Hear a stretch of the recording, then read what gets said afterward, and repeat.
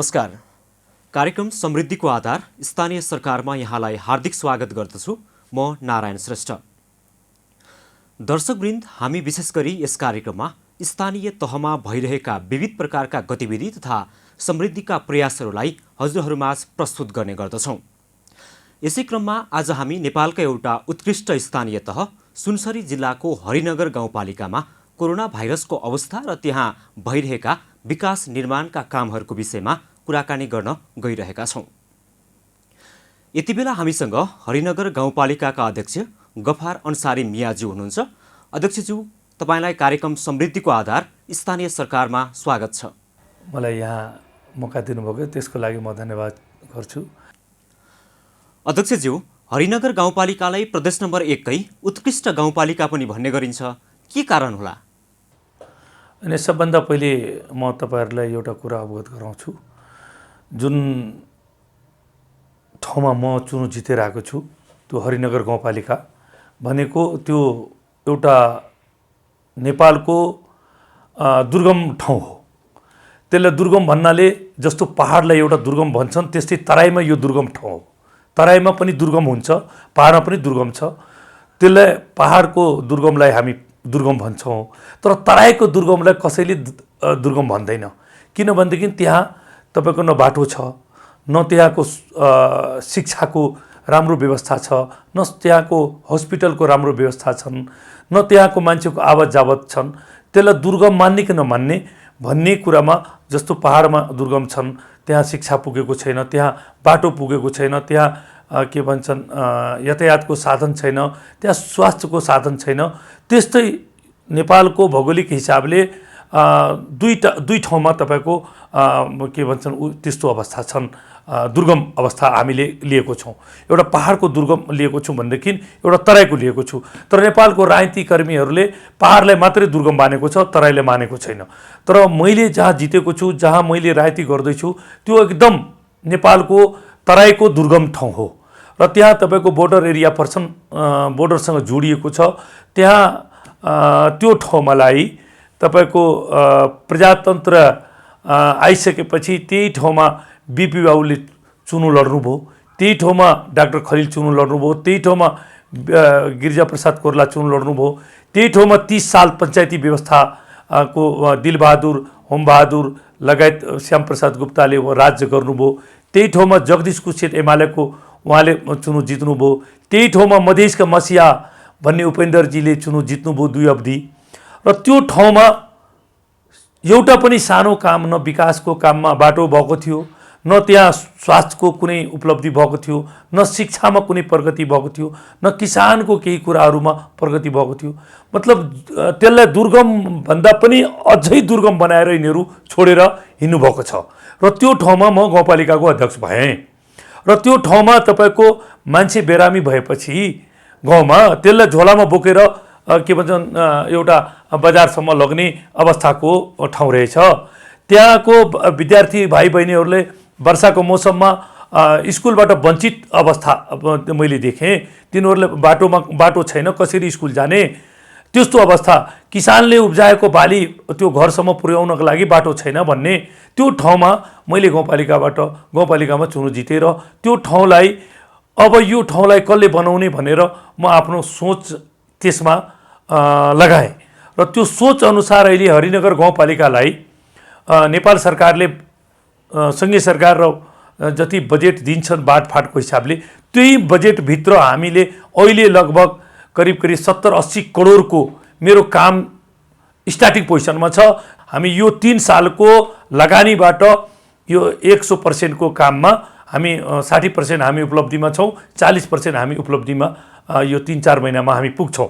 र त्यो ठाउँमा अहिले तपाईको बोर्डरसँग जोडिएको र पारिपट्टि तपाईलाई के छ भनेदेखि 4 लाइनको बाटो आएको छ र त्यहाँका विकास र यहाँ हाम्रो नेपालका विकासमा त्यहाँका जनताहरूले आउँदाखेरि नेपालको के विकास गरो तपाईहरुको यहाँका जनप्रतिनिधिहरूले भन्ने जुन सोच थियो, अब त्यो सोचलाई हामीले परिवर्तन गराइदिएको छु। तिमीहरू आऊ इन्डियाको साथीहरू, हाम्रो नेपालको जो बोर्डर एरियामा हामी यहाँ विकास हेर, विकास कस्तो हुन्छ त्यो विकास हामीले गरेर देखाइदिएको छु।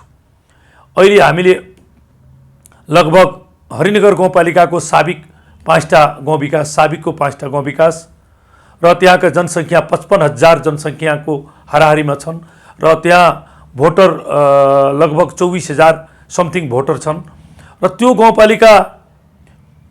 गाउँपालिकामा तपाईँको समुदाय स्कुलहरू 22वटा छन्, धार्मिक मदरसाहरू 20वटा छन्, गुठीहरू छन्। त्यो सबै मिलाएर लगभग हामी कहाँ 54-55वटा त्यो शिक्षाको मदरसा लगायत तपाईँको धार्मिक गुठी अनि समुदाय स्कुलहरू सबै मिलाएर 54-55वटा छन्। र अहिले तपाईँको मेरो गाउँपालिकामा त्यो किसिमको मैले चुनाव जितेर आउँदाखेरि एकैपल्ट मैले 7वटा बाटोको गराएँ। 7वटा बाटो भन्नाले त्यो साबिकको 5टा गाउँ विकास जोड्ने किसिमको एउटा रिङ रोडको रूपमा हुन्छ र त्यो हामीले एकैपल्ट हामी टेन्डर प्रक्रियामा गएँ र अहिले 7वटामा करिब हामीले 3टा बाटो कम्प्लिट गरिसकेको छु।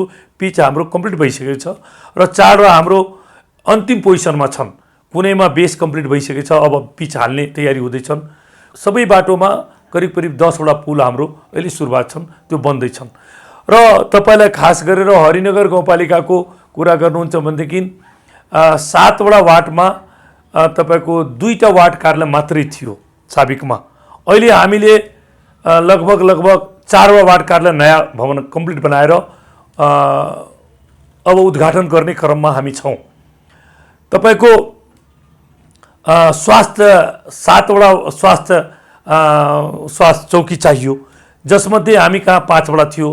अस्ति हामीले एउटा कम्प्लिट बनाएर उद्घाटन गरिसकेका छौँ र अर्को अब एउटा वार्डको स्वास्थ्य चौकी हामी अब त्यसको लागि तयारीमा छौँ। हामी त्यसलाई टेन्डर प्रक्रियामा जाँदैछौँ। त्यत्तिकै मात्र होइन, सुनसरी नदीको 4वटा वार्ड एउटा टापुको रूपमा छन् बोर्डर एरियामा। त्यहाँका जनताहरूले न बिजुली पाएको थियो, न स्वास्थ्य चौकी थियो, न बाटो थियो। म चुनाव लड्दाखेरि त्यहाँका जनताले 3टा कुरा मसँग मागौँ कि तपाईँले यहाँ हामी भोट दिन्छु भनेपछि 3टा कुरा तपाईँले गरिदिनुपर्छ। एउटा बाटो बनाइदिनुपर्छ, एउटा बिजुली, यहाँ हामीले बिजुली के हो हामीले थाहा पनि पाएको छैन। त्यहाँको जनताले 3टा वार्ड, साबिकको 3टा वार्ड भन्नाले 2200 घर मान्छेको, त्यहाँको जनताले अब सोचिहाल्नुहोस् कति वर्ष भयो त्यहाँ बिजुली पाएको थिएन। अनि हामीले बिजुली पाएको छैन, बिजुली व्यवस्था गरिदिनुपर्छ। यहाँका जनताले खोलापारी स्वास्थ्य चौकीमा जानुपर्ने अवस्था हुन्छ, त्यहाँ स्वास्थ्य चौकी उपचौकी यहाँ व्यवस्था गरिदिनुपर्ने हुन्छ भन्ने कुरा उहाँहरूले मसँग यो डिमान्ड गर्नुभएको थियो। मैले उहाँहरूलाई के भनेको थिएँ भने चुनाव जितेपछि म यो 3टा काम गरिदिन्छु र 3 वर्षभित्र मैले 3टा काम उहाँहरूको गरिदिएको छु। सबै प्रत्येक घरमा मैले बिजुली पुर्याइदिएको छु, त्यहाँ पिच बनाइदिएको छु र स्वास्थ्य चौकी पनि राखेर त्यहाँ जनताको सेवा दिन लगाइदिएको छु। त अब के छ भनेदेखि तपाईँको म आफूलाई कस्तो भनिरहेको छु भनेदेखि प्रदेश 1 नम्बरमा 137 नगरपालिका गाउँपालिकाहरू छन्, जसमा सबैले विकासको रकम आफ्नो आफ्नो तरिकाले सङ्घीय सरकार प्रदेश सरकारबाट बाँडफाँड गरेर विकास गर्दैछन्। तर मेरो विकासमा सायद लाग्छ प्रदेश 1 नम्बरमा मलाई प्रदेश सरकार सङ्घीय सरकारले जुन सपोर्ट गर्नुपर्ने थियो त्यो सपोर्ट मैले पाइनँ। र यहाँ यो देशमा भ्रष्टाचारीहरूको राम्रो हुन्छ, जसले भ्रष्टाचारी गर्छन् त्यसलाई पुरस्कार पाउँछन् मैले बुझेको।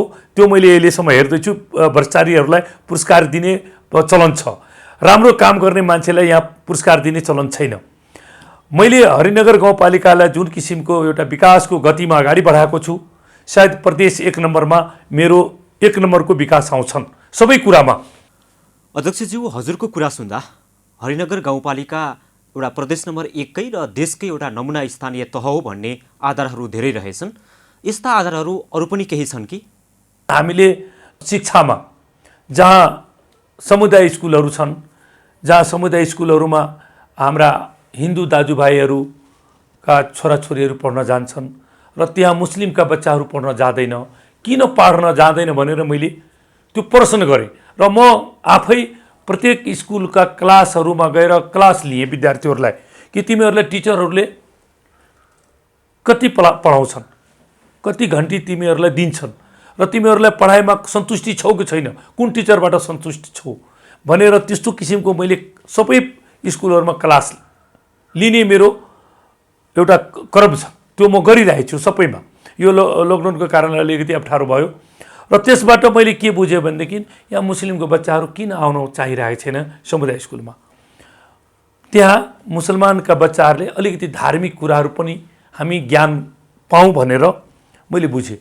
त्यसको लागि हामीले के गर्यौँ भनेदेखि प्रत्येक समुदाय स्कुलहरूमा जहाँ मुस्लिमका बच्चाहरू बाहुल्यता छन् उनीहरू किन जान पाएको छैन, त्यहाँ मुस्लिम एउटा टिचर, मुसलमान टिचर, मौलवी साहब जसलाई भन्छन्, त्यसलाई मैले व्यवस्था गरेर त्यो स्कुलमा व्यवस्था गर्न लगाएँ कि कमसेकम त्यो बच्चाहरू गएर आफ्नो 1-2 घन्टी क्लासमा आफ्नो धार्मिक पढाइ पढोस् र त्यसपछि देशको र संविधानले दिएको र हाम्रो नेपाल सरकारले मान्यता प्राप्त गरेको क्लासहरू छन् त्यसमा पढोस्। त्यो किसिमको मैले शिक्षामा गर्न लगाएँ। कुन स्कुलमा तपाईँको कुन विषयको टिचरहरू छैन त्यसमा हामी गाउँपालिकाले आफ्नो स्तरबाट पनि त्यसलाई शिक्षकको व्यवस्था गर्न लगाएको छु र गर्दैछु। र हरिनगर गाउँपालिकामा विभिन्न वर्गका, एकदम निम्न वर्गका जस्तो मुसहर जातहरू अब उरोहरू त थोरै छन्, उहाँहरूको सबैको बिमा हामी निःशुल्क स्वास्थ्य बिमा हामीले निःशुल्क गराइदिए। त्यो सँगै सरकारले यहाँ किसानलाई मल उपलब्ध गराउन सकिरहेको छैन। त्यो मल उपलब्ध गराइदियो भनेदेखि किसानले राम्रो उत्पादन गर्न सक्थ्यो। त्यो नभएको कारणले हामीले के गरेको छौँ भने भारतको बोर्डरमा त्यहाँ सम्झौता गरेर हाम्रो किसानलाई थोरै मल ल्याइदिनुस्, हाम्रो किसानलाई कुनै किसिमको अप्ठ्यारो नपारिदिनुस् भन्ने आन्तरिक सम्झौता गरेर उहाँहरूसँग हामीले यहाँ किसानको उब्जाउलाई बढाउन लागिरहेछौँ। जबकि यो सँगै सरकारको काम हो, त्यसले गर्नुपर्ने हो, त्यसलाई तपाईँहरूले उजागर गरिदिनुपर्ने, सँगै सरकारलाई घचघचाइदिनु पर्ने कि कृषि प्रधान देशमा किन यहाँका जनताले दुःख खेपिरहेछ भन्ने मेरो यो एकदम प्रश्न हो। अध्यक्षज्यू, अब कुरा गरौँ कोरोना भाइरस सम्बन्धी। कोरोना भाइरसको महामारीले नेपाल मात्र नभएर विश्वलाई नै केही वर्ष पछाडि धकेलेको छ। हरिनगरको अवस्था चाहिँ कस्तो छ त? यो कोरोना भाइरस भनेको यो हाम्रो नेपालमा मात्रै होइन, विश्वमा यो कोरोना भाइरसको एउटा महामारी रोग हाम्रो विश्वभरि नै आएको हो र त्यसमा हामी नेपालीहरू पनि अछुत छैन, नेपालीहरू पनि हामी त्यसमा परेको छौँ। र खास गरेर जब के भयो नेपालमा पनि कोरोना भाइरस छिरियो भनेपछि कहाँबाट छिरियो भनेपछि बोर्डरबाट छिरिन्छ र भारतका जनताहरू अब हामी बोर्डरमा छौँ, बोर्डरैबाट आउँछ नि। चीन त हामी कहाँ, चीनको मान्छे हाम्रो हरिनगर त पुग्दैन, हामी कहाँ पुग्छ भनेपछि भारतको बोर्डरबाट मान्छे। अनि हामीले तुरत 11 त लकडाउन भइसकेपछि फर्स्ट सायद मलाई लाग्छन् प्रदेशमा पहिलो क्वारेन्टाइन बनाउने मान्छे म नै हुँ। हरिनगर गाउँपालिकामा 16 गते मेरो क्वारेन्टाइन स्टार्ट भयो।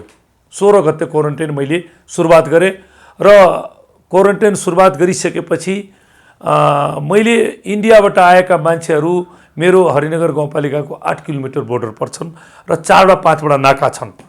त्यो नाकाबाट मान्छेहरू इन्डियाबाट नेपाल छिर्ने त्यो नाकाहरू छन् र त्यो जोगमनी र भण्टाबाडीको कोशी ब्यारेजको नाकाको बिचमा पर्छन्।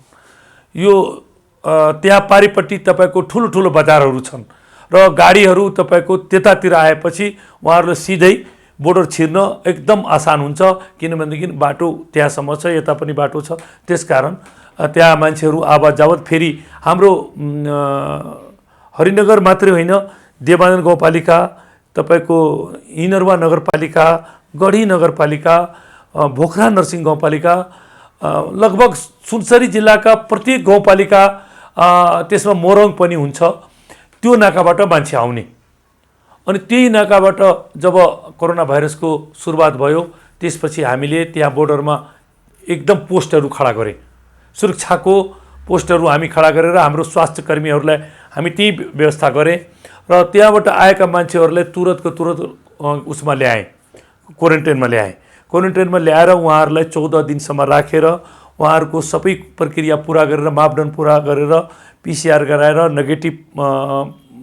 नेगेटिभ भइसकेपछि उहाँहरूलाई घर परिवारमा आफ्नो परिवारमा घुलमिल गराउने हामीले वातावरण बनाएँ र मैले मेरो हरिनगर गाउँपालिकामा लगभग 550 मान्छे क्वारेन्टाइनमा हामीले सेवा दिएँ, जसमध्ये मेरो गाउँपालिकामा 17 जना जो पोजिटिभ भेटियो। त्यो 17 जना पोजिटिभ भेट्ने मतलब को हो भनेदेखि त्यो विद्यार्थी भाइ बहिनीहरू हो जो इन्डियामा पढेर आउने क्रममा उहाँहरू आउनुभयो। उहाँहरूलाई सिधै मैले क्वारेन्टाइनमा ल्याएँ। त्यसपछि उहाँहरूलाई केही दिनपछि राखेर 8-10 दिनपछि पिसिआर गराएँ। उहाँहरूलाई 17 जनालाई पोजिटिभ भेट्यो र उहाँहरूको 17 जनाको पोजिटिभलाई हामीले फेरि गोठ गाउँमा के भन्छन् हाम्रो कोभिड-19 हस्पिटल त्यहाँ व्यवस्था गरेको थियो। त्यहाँ लगेर हामीले त्यहाँ उनीहरूलाई सबै सुविधा दिएर त्यसपछि उहाँहरूको रिपोर्टिङ गराएर उहाँहरूलाई हामीले पिसिआर फेरि रिपोर्ट लिएर उहाँहरूलाई घर फर्काएर एकदम स्वागतको साथ सबै उहाँहरूलाई अहिले घुलमिल गराए। कोरोना भाइरसबाट समस्यामा परेकाहरूलाई विपन्नहरूलाई राहत वितरण गर्नुभयो। त्यसमा अलिकति तपाईँ विरुद्ध भ्रम फैलाउने काम पनि भएको पाइयो। खासमा कुरा चाहिँ के थियो? हरिनगर गाउँपालिकामा त्यत्रो तपाईँलाई राहत खाने अवस्थाको मैले मान्छे हेरिनँ।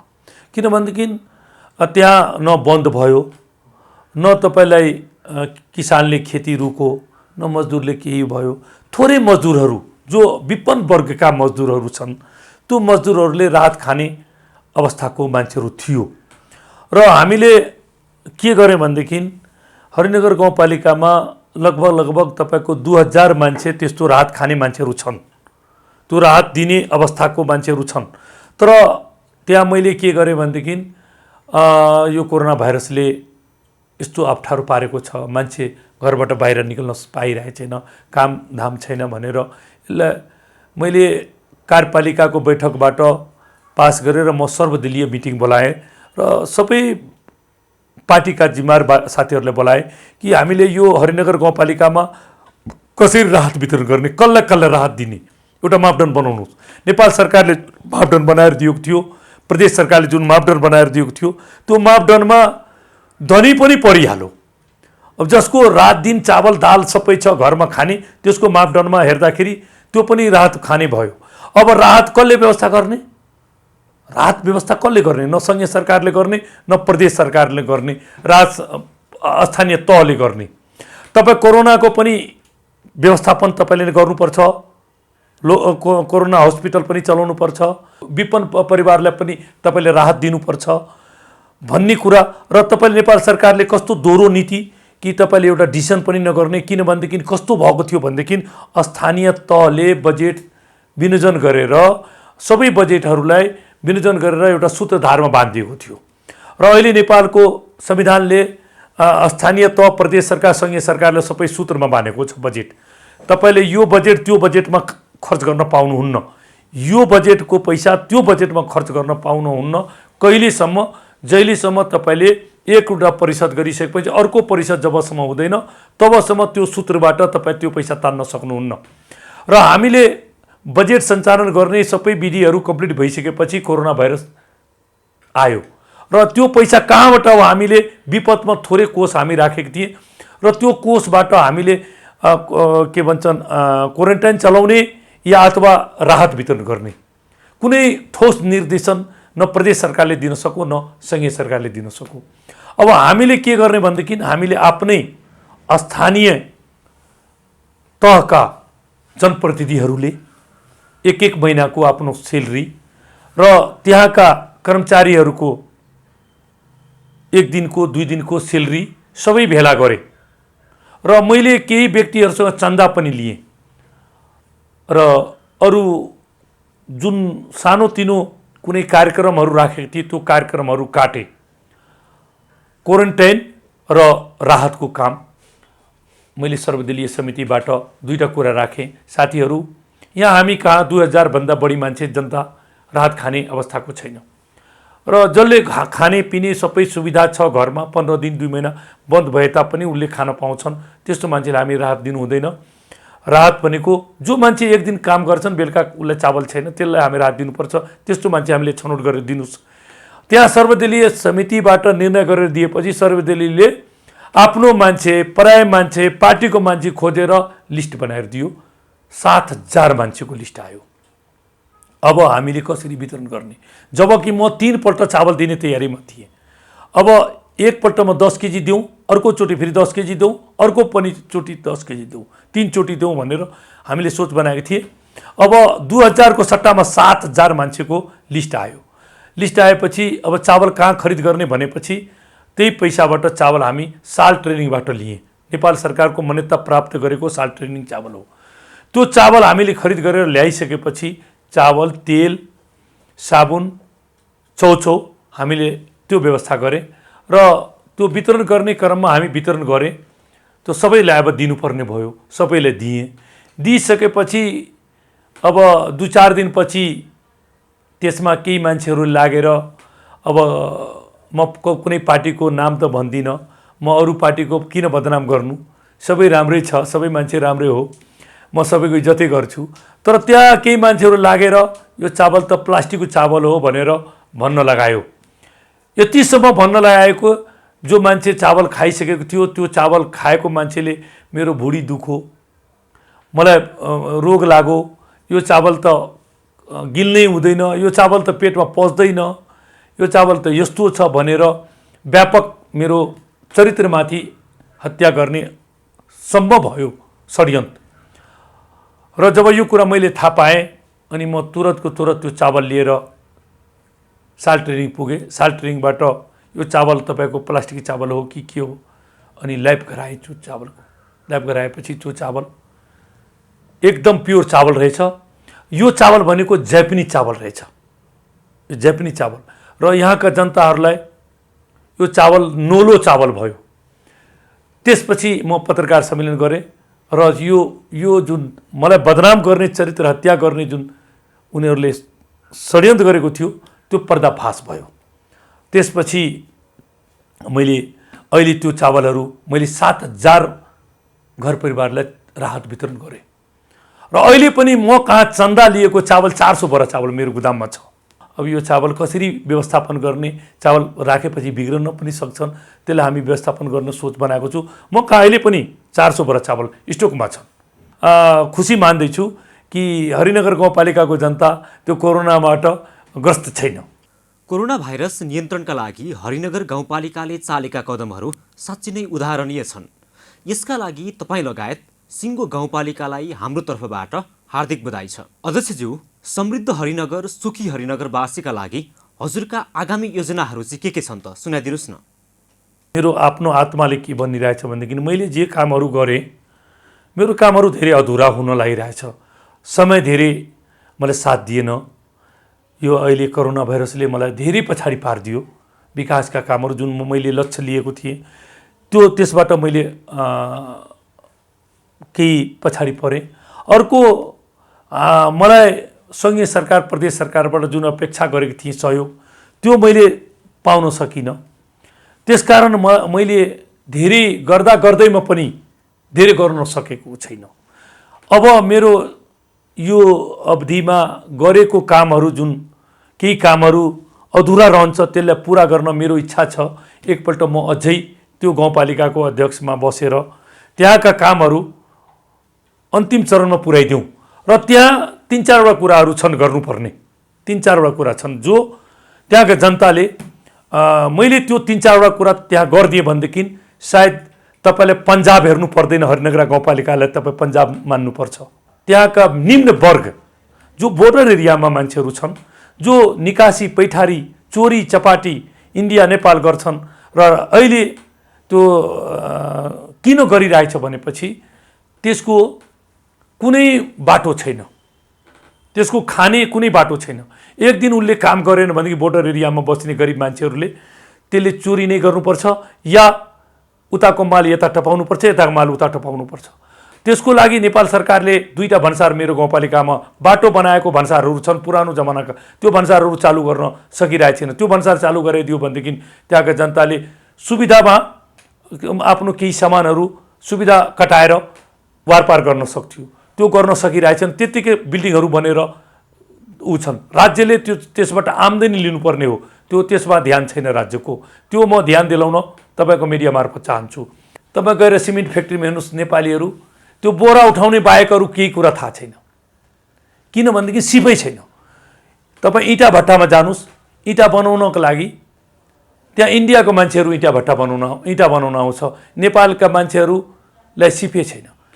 यो सबभन्दा जटिल यहाँका सरकारले, चाहे प्रदेश सरकार, चाहे सङ्घीय सरकार, चाहे स्थानीय सरकारले सबभन्दा पहिले यहाँका नेपाली जनतालाई सिपको जरुरी छ। सबभन्दा पहिले त्यो सिपको आवश्यकता छ। म त्यो सिपको लागि कि युवाहरूलाई सिपको त्यहाँ सिकाउने र त्यसको ट्रेनिङ दिने, सिपमा ल्याउने, त्यो एउटा कुराको कमी छ। अर्को कुरा, त्यहाँको गरिबहरूलाई, जो बोर्डर एरियामा बसेको छ निम्न गरिबहरू, तिनीहरूलाई सब्सिडीको व्यवस्था गर्ने हाम्रो सोच छन्। उहाँहरूले जुन चावल दाल 100 रुपियाँमा लिँदैछन् त्यसलाई 50 रुपियाँमा हामीले सब्सिडी कार्ड सिस्टम बनाइदिने उहाँहरूलाई। त्यो सिस्टममा मेरो सोच छ आउने टाइममा हामी त्यो त्यतातिर जाँदैछौँ, त्यो गर्ने। दोस्रो कुरा यो भयो। तेस्रो कुरा, त्यहाँका जनताहरूलाई, जुन किसानहरू छन्, जहाँ तपाईँको सिँचाइको सुविधा छैन, किनभनेदेखि त्यो सिँचाइको सुविधा गर्नको लागि प्रत्येक प्लोटहरूमा कम्तीमा 20-22 हामीले स्टेट बोरिङको हामीले व्यवस्था गरिदिनु पर्ने हुन्छ। त्यो स्टेट बोरिङ भयो भनेदेखि त्यहाँका जनताले, त्यो ठाउँमा यस्तो जनता छन्, त्यहाँका जनताले यति मेहनतिया छन् कि एउटा खेतमा एउटा जमिनमा 4 पल्ट बाली उत्पादन गर्ने त्यहाँका किसान छन्। तर त्यहाँको किसानलाई हामी मल दिन सकिरहेको छैन, हामीले सिँचाइ दिन सकिरहेको छैन, उहाँलाई हामीले कुनै सब्सिडी दिन सकिरहेको छैन। त्यसकारण त्यहाँका जनतालाई हामी पहिले सिँचाइको व्यवस्था गरिदिनु पर्ने हुन्छ। चौथो नम्बरमा, हामीले अहिले सबै बाटो लगभग 10-11वटा बाटो, ठुलो बाटोहरू बनाए। अब प्रत्येक किसानको खेतमा जोड्ने बाटो, घरसम्म किसानलाई खेतमा पुर्याउने बाटोहरू, त्यो बाटोहरू बनेको छैन। प्रत्येक साल हामीले 20वटा बाटो बनाए भनेदेखि 5 वर्षमा 100 बाटो बन्छ। त्यो बाटो हामीले बनाइदिए भनेदेखि यो 4वटा काम अहम काम छ। र मैले चुनावमा सुरुमा जति कुरा बोलेको थिएँ त्यो लगभग मैले पुरा गरेँ। अब आउने चुनाव म जब लड्छु, म चुनाव जित्छु र यो 4वटा काम म फेरि नयाँ कामहरू त्यहाँको जनतालाई म गरेर देखाउँछु। यो मेरो प्रतिबद्धता पनि हो। त्यसकारण त्यहाँका जनतालाई अहिले हरिनगर गाउँपालिका, पहिले हरिनगर थियो, त्यसलाई हरिनगर बनाए। किन हरिनगर बनाए भनेदेखि त्यो हरिनगरलाई त्यहाँ 10 वर्षपछि 15 वर्षपछि त्यहाँका जनताले हराभरा हेर्न पाओस्। सबै बाटोमा हामीले अहिले बाटो बनाउँदैछौँ, सबै बाटोमा हाम्रो वृक्षारोपण छ। त्यो सबै बाटोमा वृक्षारोपण भयो भनेदेखि त्यो वृक्षारोपणबाट बाटोहरू हराभरा हुन्छ, त्यहाँका किसानहरूलाई सिँचाइ हुन्छ, त्यहाँका के भन्छन् किसानहरूलाई बाटो हुन्छ, त्यहाँका गरिबहरूले सब्सिडी पाउँछन्, त्यहाँका जहानदार विद्यार्थीहरूले जो कमजोर विद्यार्थीहरू छन्, जसको बाबुआमाले पैसा दिन सकिरहेको छैन, तिनीहरूले पढ्ने इच्छा छ, राम्रो ठाउँमा पढ्न पाइरहेको छैन, त्यसको लागि स्थानीय सरकारले व्यवस्था गर्नुपर्ने हुन्छ। त्यो व्यवस्था हामी गर्छौँ। त्यो सोचहरू अब आउने दिनलाई हामी अगाडि बढाउने हाम्रो लक्ष्य छ। त्यहाँको जनतालाई कसरी हराभरा गराउने, त्यहाँका हरिनगरलाई कुन किसिमको हरिनगर बनाउने, हरियो हरिनगर बनाउने भन्ने किसिमको यो हाम्रो सोच छ। त्यसकारण तपाईँको मिडिया मार्फत मैले त्यहाँ केही कुराहरू गर्दै जाँदा केही कुराहरू अहिले अपुग पनि छ र त्यसलाई हामी पुरा गर्ने प्रतिबद्धता जाहेर पनि गरेको छु र गर्छु।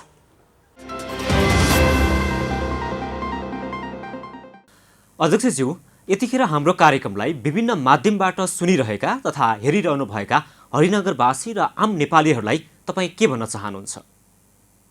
म आफू मूल्याङ्कन होइन, म जनताबाट मूल्याङ्कन गर्न गइरहेको छु। मेरो हरिनगर गाउँपालिकामा 45वटा वार्ड छ। मैले नयाँ कुरा सुरुवात गरेको छु। प्रत्येक वार्डमा जनतासँग प्रत्यक्ष संवाद गर्दैछु। मैले बोलेको कुरा, मैले चुनावमा घोषणापत्र हामीले जुन गरेको थिएँ वाचा गरेको थिएँ तपाईँहरूसँग भोट लिने बेलामा। त्यसमा मैले कति गरेँ, कति गर्न बाँकी छ र अब हामीले के गर्नुपर्ने हुन्छ, तपाईँहरूको फिडब्याक हामीले चाहियो। म प्रत्येक वार्डमा त्यहाँको जनताहरूसँग भेट्न गइरहेको छु। शिक्षामा, स्वास्थ्यमा, पूर्वाधारमा, अनि भेटनरीमा, कृषिमा, के कुरामा मैले यति गरेँ, अब के गर्न मलाई बाँकी छ, मैले के गर्नुपर्ने तपाईँहरूको यहाँ जनताको लागि राम्रो उपलब्धि हुन्छ भन्ने कुरा मैले एउटा अभियानको रूपमा हरिनगर गाउँपालिकालाई, प्रत्येक वार्डका जनतालाई, जुन जनतासँग मैले भोट लिएको थिएँ त्यही जनताको दरवाजामा म 3 वर्ष आफ्नो कार्यकाल पुरा गरेर जाँदैछु अहिले। र अब हामीसँग 1.5 साल बाँकी छ।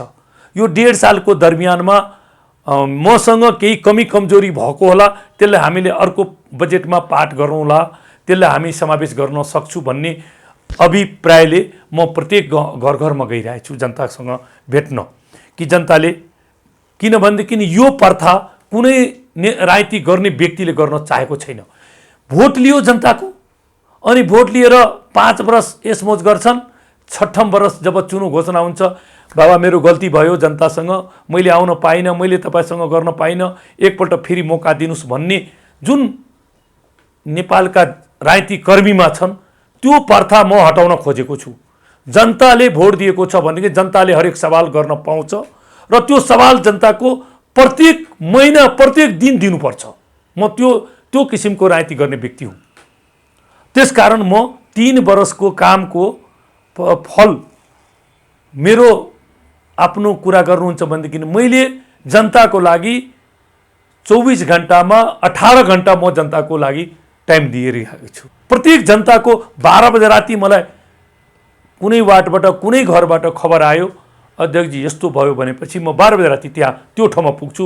चाहे त्यहाँ मलाई हिँडेर जानुपर्छ, स्कुटीमा जानुपर्छ, कि बाइकमा जानुपर्छ, कि गाडीमा जानुपर्छ, केमा जानुपर्छ, म त्यहाँ पुग्छु र त्यसको दुःख म सुन्छु र हुनेसम्म म गर्छु। अध्यक्षज्यू, हामी कार्यक्रमको लगभग अन्तिम चरणमा आइसकेका छौँ। हाम्रो कार्यक्रममा आइदिनु भयो, यहाँलाई यसको लागि धेरै धेरै धन्यवाद। जाँदा जाँदै एउटा तपाईँको अनुभव लिन चाहन्छौँ। अन्तिममा आम दर्शकलाई बताइदिनुहोस् कि तपाईँको जीवनको सबैभन्दा खुसीको क्षण कुन हो? र खुसी मलाई कतिखेर लागिरहेछ जब म हरिनगर गाउँपालिकाको बाटोमा हिँड्छु, त्यहाँको बाटोहरू म हेर्छु र मलाई त्यहाँ कति महसुस हुन्छ कि यो बाटो म सानोमा हिँड्दाखेरि कसले बनाइदिन्छ र आज त्यो बाटोमा घन्टों लाग्थ्यो र मलाई अहिले मिनट लाग्छन् र त्यहाँ जाँदाखेरि मलाई एकदम गौरव लाग्छ, म खुसी हुन्छु। त्यही मेरो लागि ठुलो खुसी हो। अरू मेरो बालबच्चा खुसी भयो, मेरो छोरा डाक्टर बनौँ, त्यसको मेरो खुसी छैन, मलाई त्यसबाट खुसी छैन। म त्यो बाटोलाई हेर्छु, त्यहाँका जनताको मैले विकास गरेको चिजहरू हेर्छु, मलाई त्यहाँ खुसी लाग्छन्। मेरो घर परिवारको खुसी मलाई त्यति लाग्दैन। हवस् त अध्यक्षज्यू, समृद्ध हरिनगर गाउँपालिकाको सङ्कल्प पुरा होस्। हाम्रो कार्यक्रममा आइदिनु भयो, यहाँलाई धेरै धेरै धन्यवाद।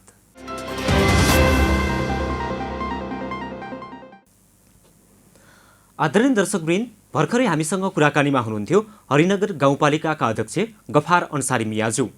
उहाँले हरिनगर गाउँपालिकामा कोरोना भाइरस रोकथाम तथा नियन्त्रणका लागि हरिनगर गाउँपालिकाले गरेका प्रयासहरूको बारेमा र विकास निर्माणका कामहरूको बारेमा जानकारी गराएर गइसक्नु भएको छ। हवस् त दर्शकवृन्द, अहिलेका लागि कार्यक्रम समृद्धिको आधार स्थानीय सरकार यति नै। हाम्रो कार्यक्रमलाई नियमित रूपमा हेर्दै सब्स्क्राइब, लाइक र सेयर गरिदिनु नै हुनेछ भन्ने आशा लिएका छौँ। तथा केही सल्लाह सुझाव भएमा कमेन्ट वा हाम्रो इमेल मार्फत पठाउनु नै हुनेछ भन्ने आशासहित आजको कार्यक्रमबाट म नारायण श्रेष्ठ बिदा हुन्छु। हवस् त, नमस्कार।